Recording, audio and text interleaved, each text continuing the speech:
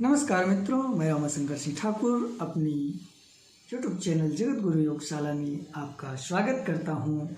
आइए चलते हैं एक और नए उपनिषद की ओर, योग तत्वोपनिषद की ओर। बिना समय गंवाए सीधा चलते हैं योग तत्वोपनिषद।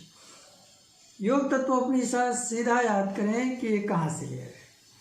तो मैं आपको ट्रिक बताया था जब वेद और उपनिषद में अंतर वाला टॉपिक बनाया था उसमें, तो कि जितने भी योग के उपनिषद हैं शुरू में जिनका योग आता है वे अधिकांशतः कृष्ण यजुर्वेद से हैं।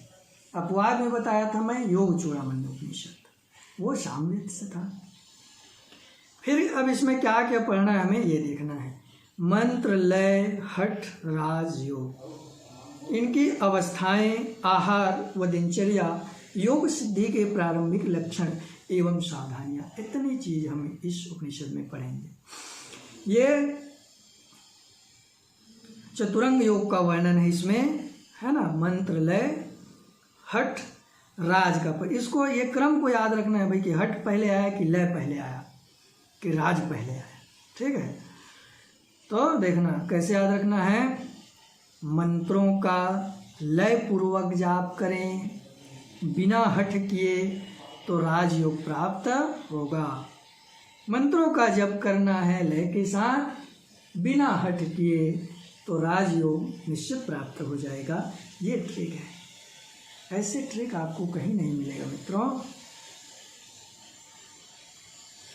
ठीक है, चलते हैं। अब मैं यहाँ इस उपनिषद में आपको बहुत ही एक ट्रिक याद करना है बस, मूल रूप से। योग तत्वोपनिषद में आए तो इसमें हमें गिनती याद रखना है बस। 1 2 3 4 5 6 7 8, बस। तो 8 जैसे हम एक में देखेंगे, इस उपनिषद में हम देखेंगे कि एक की गिनती में ऐसा क्या क्या चीज़ है जिसका वर्णन किया गया इस उपनिषद में। 2 संख्या में क्या क्या वर्णन किया गया इस उपनिषद में जो 2 हो। 3 क्या क्या बताया गया ये देखेंगे, ऐसे क्रम से चलेंगे। तो एक पहले देखते हैं, एक क्या क्या वर्णन इस उपनिषद में, एक क्या क्या चीज को बताया गया है। तो पहले एक बताया गया है कि यह कृष्ण यजुर्वेद से लिया गया है, बस एक चीज है ना। एक चीज यह है, एक मात्रा का वर्णन है। जैसे उधर अभी हमने पढ़ा था उपनिषद में, श्वेताश्वतर उपनिषद में मात्राओं का, तो यहाँ पे एक मात्रा का बताया गया है। जानू का परिक्रमा कर एक चुटकी बजाना एक मात्रा होता है। क्या होता है? जानू का एक परिक्रमा करके चुटकी बजाना को एक मात्रा कहते हैं।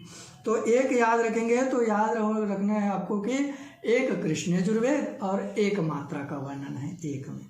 फिर अब 2 में आ जाते हैं। 2 की संख्या में क्या क्या वर्णन किया गया है। तो 2 में ध्यान बताया गया है, 2 सगुण ध्यान व निर्गुण ध्यान, और 2 में बताया गया है ज्ञान व योग को विशेष महत्व दिया गया इस उपनिषद में। ज्ञान व योग 2 चीज का वर्णन है। ठीक है, एक तो 2 ध्यान है और 2 ये है ज्ञान व योग है। ठीक है, अब 3 देखते हैं क्या क्या है। तो 3 बहुत सारा वर्णन किया गया भाई इस उपनिषद में, 3 की संख्या में। जैसे 3 बाधाएं, 3 प्रस्थान, 3 मुद्रा, 3 अग्नि, 3 महीना, 3 अनाज, 3 लक्षण श्रेष्ठ योगी की है। तो अब देखेंगे 3 बाधाएं कौन कौन से है। धातु, रुपया या धन, ये धातु 1 हो गया। चंचलता 2, स्त्री 3। इसी को मैं कहता हूँ कंचन कामिनी कीर्ति, सबके सब ठगनी, सज धज की माया फैलाएगी अपनी, है ना। तो ये है धातु। स्त्री भी बाधक है भाई, रुपया धन तो बाधक है ही, चंचलता मठ की चंचलता से है, और स्त्री भी बाधक है। धातु, रुपया, धन, चंचलता और स्त्री। 3 प्रस्थान कौन सा है? वही है उपनिषद ब्रह्मसूत्र गीता, जो आपको पहले ही पता होगा। 3 मुद्रा है, व्रजोली, सहजोली, अमरोली, है ना। ये व्रजोली के ही पाठ है, सहजोली, अमरोली, तीनों संबंधित हैं। तो ये 3 मुद्रा है। 3 अग्नि है, दक्षिणाग्नि, ग्राहपत्य व आवाहनी। कौन सा? दक्षिणाग्नि, ग्राहपत्य व आवाहनी। 3 महीना, 3 महीना का वो चर्चा यहाँ पे कैसे आया है, महीना भी याद आया है ना।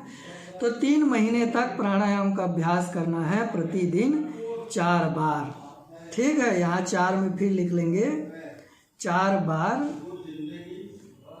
प्राणायाम। ठीक है, तो 3 महीने तक प्राणायाम का अभ्यास करना है प्रतिदिन 4 बार। फिर 3 अनाज है, गेहूँ, मूंग, चावल, योग में सिद्धि के लिए। यहाँ आपको एक प्रत्याहार मिल गया, मिताहार मिल गया कि गेहूँ, मूंग और चावल खा सकते हैं योग तत्वोपनिषद के अनुसार। 3 लक्षण श्रेष्ठ योगी के, ये बहुत गजब की बात बताई गई है यहाँ पे। अज्ञानी, मूर्ख व बधिर, ये श्रेष्ठ योगी के लक्षण बताए हैं भाई। तो ये हमारे लिए प्रसन्नता की बात होनी चाहिए। क्यों? क्योंकि अगर कोई हमें अज्ञानी कह दे कभी, मूर्ख कह दे कभी, कोई बहरा कह दे कभी, तो हमें अप्रसन्न होने की आवश्यकता है। क्यों? क्योंकि ये श्रेष्ठ योगी के लक्षण हैं। अपने आप को श्रेष्ठ योगी मान लेना है।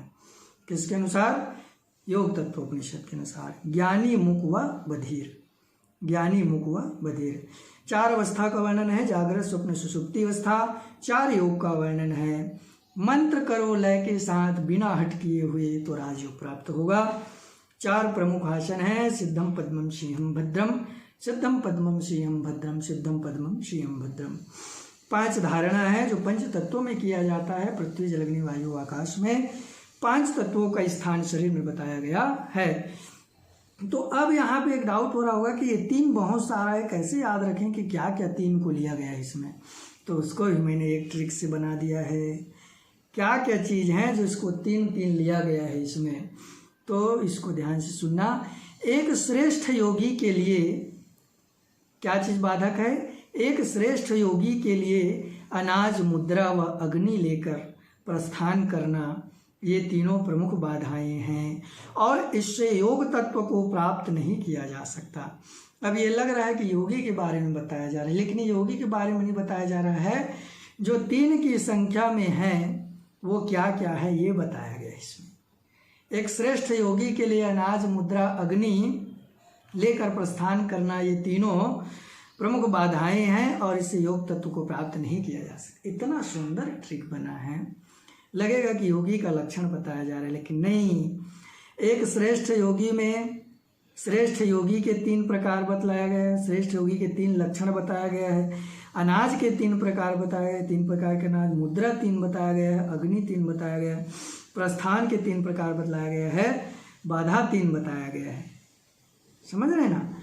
तो यह एक श्रेष्ठ योगी के लिए अनाज, मुद्रा व अग्नि लेकर प्रस्थान करना, ये प्रमुख 3 बाधाएं हैं और इस योग तत्व को प्राप्त नहीं किया जा सकता। आगे पढ़ेंगे हम मंत्र योग, लय योग, हठ योग, राजयोग। तो बताया था कि मंत्र को लय के साथ जब करना है, बिना हट किए, तो राजयोग की प्राप्ति होगी। मंत्र का उच्चारण लय के साथ करना है, बिना हट किए राजयोग की प्राप्ति होगी। ये योग तत्वोपनिषद की बात है। तो मंत्र योग क्या है? मातृका आदि से युक्त मंत्र का 12 वर्ष तक निरंतर जप करना मंत्र योग है। साधक को अणिमादि सिद्धियाँ प्राप्त होती है। मंत्र योग सामान्य या अधम कोटि के साधक करते हैं, ये भी कहा जा रहा है भाई यहाँ योग तत्वोपनिषद में, कि जो अधम कोटि के साधक होते हैं वही मंत्र योग का जप करते हैं। फिर लय योग देख लेते हैं।